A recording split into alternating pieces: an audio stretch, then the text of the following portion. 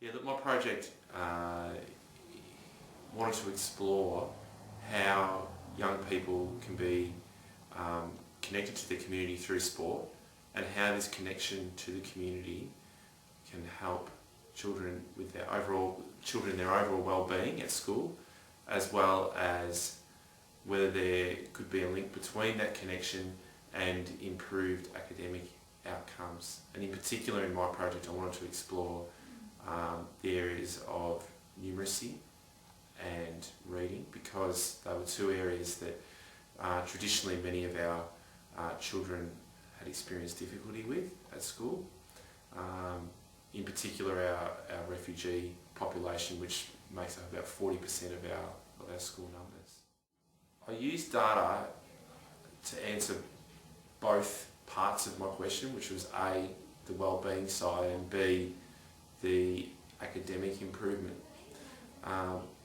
For the wellbeing side of things, I decided to, we have an award called the Mayhall at school, which is awarded to students who display either good sportsmanship, or it could be making good choices in the yard, or it could be showing strong leadership in the yard, all those types of things. So that's awarded very regularly, often after a break, at recess or lunchtime, or after inter-school sport. And so I decided to take the data on how many times the Mayhall was being awarded, and over the period of time, starting in April and going through to September, October, and I counted that as 1 month because of holidays, there was a significant increase in the number of Mayhalls that were being awarded by teachers in the yard. And in particular, there was a significant increase in my target group, which were the 25 students who had taken up an involvement at Sunshine Heights Cricket Club, which is a local cricket club that we formed the community partnership with. Also, as part of the wellbeing side of things, is I also took data for my target group about instances of negative yard behaviour, and that decreased dramatically over the 5 months.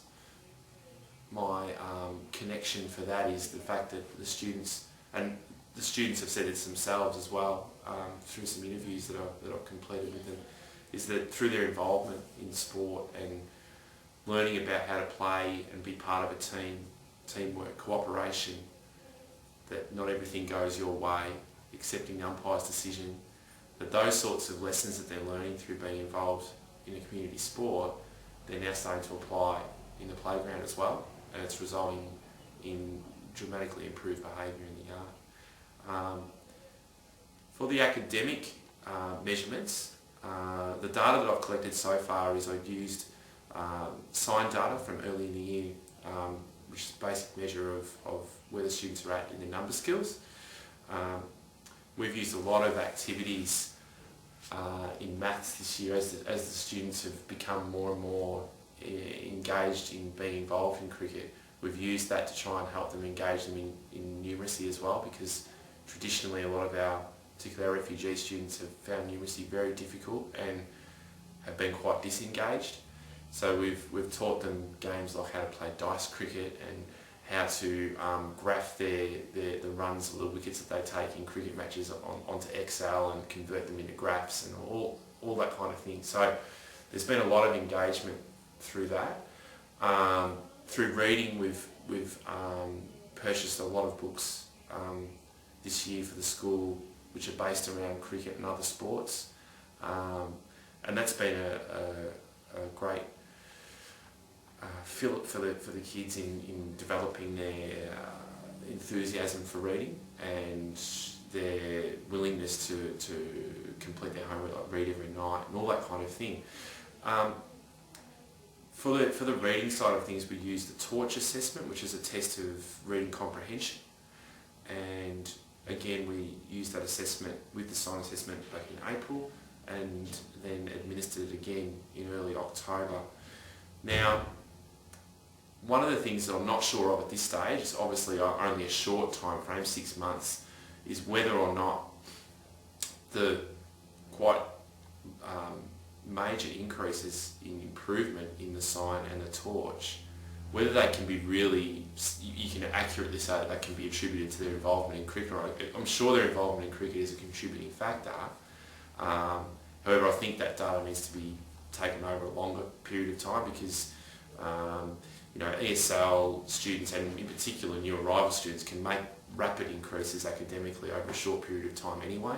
So you can't kind of say definitely that it's their involvement in the cricket, but I could certainly say that pretty confidently that it's certainly been a very highly contributing factor, and definitely the well-being of the overall student group has been enhanced greatly by their involvement.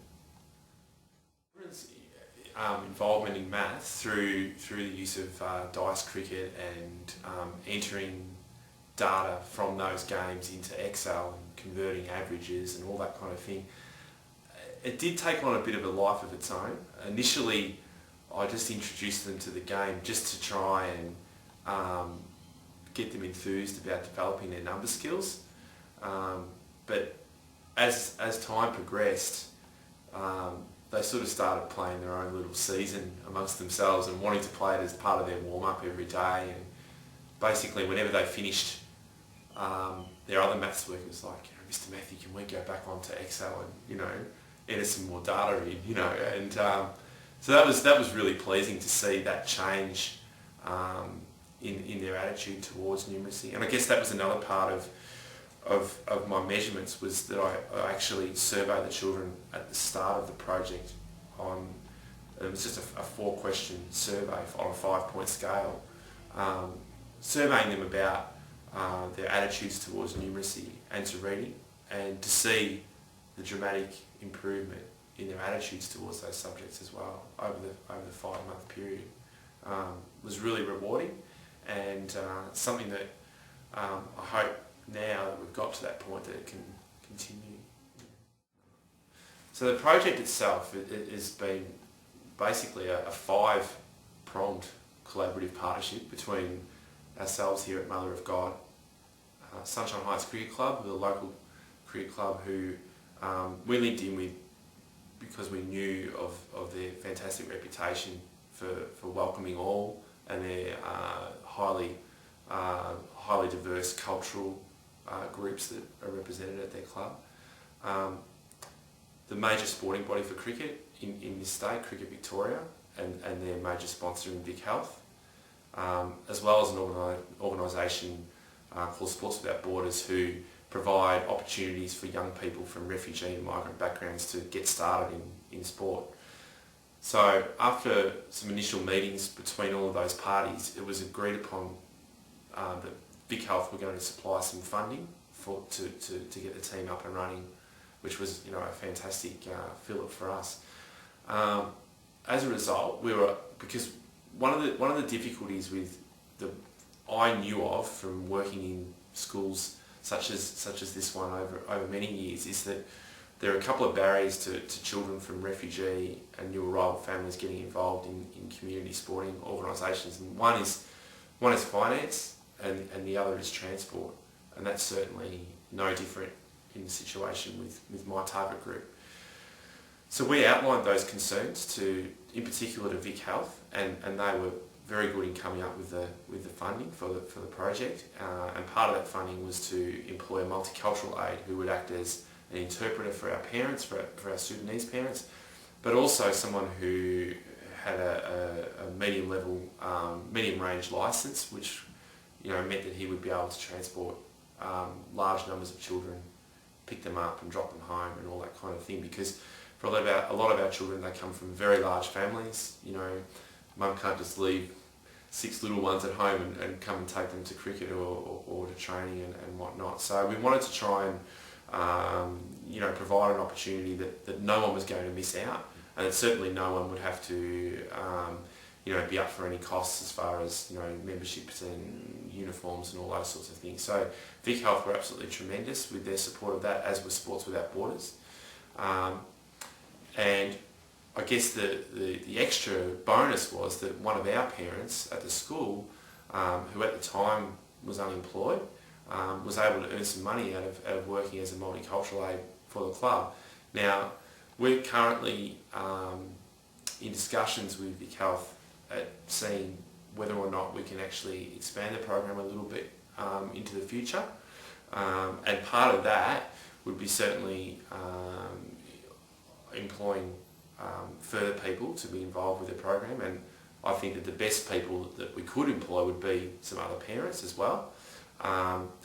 We've got plans to involve our parents within the club by having, one of the things that we're planning for later in the year is to have a parents' night where we actually invite all the parents to come on, because they can't come every week because of those difficulties that I've spoken about, but to have one night where they come along and we have a dinner while the kids are playing. They can have a barbecue tea and all their little brothers and sisters can come along and have a play, and we might get a sort of a bit of a carnival sort of an atmosphere happening for the families to get out and have a bit of a night out together as well. So we're also hoping that over the holidays to run some activities for the kids, and one of those would be a family trip to the beach. So yeah, so we're sort of hoping to use it's their involvement in cricket, but to also have some other life experiences which then they can also bring to their schooling. So yeah, there's benefits on many different levels.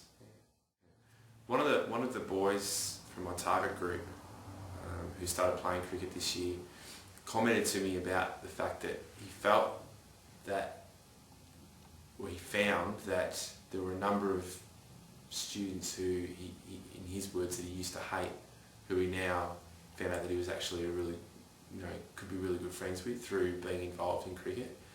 And he's learned a lot about how to control his behaviour in the yard through being involved in a team environment. The fact that there's give and take. It's not all about me. It has to be about my teammates as well, and the opposition and the umpires. So he's developed that level of respect in the yard. And one of the really interesting things that he said was that now that he doesn't get into trouble in the yard anymore, it means that when he comes inside, he can actually focus on his learning. And he's finding now, because he's not upset about something that happened in the yard, hasn't been involved in a fight and he's been in trouble or anything like that. He just comes in and he can focus on his learning, and because he's been able to do that, his results have improved greatly as well. So for me, that one particular case was a really great moment.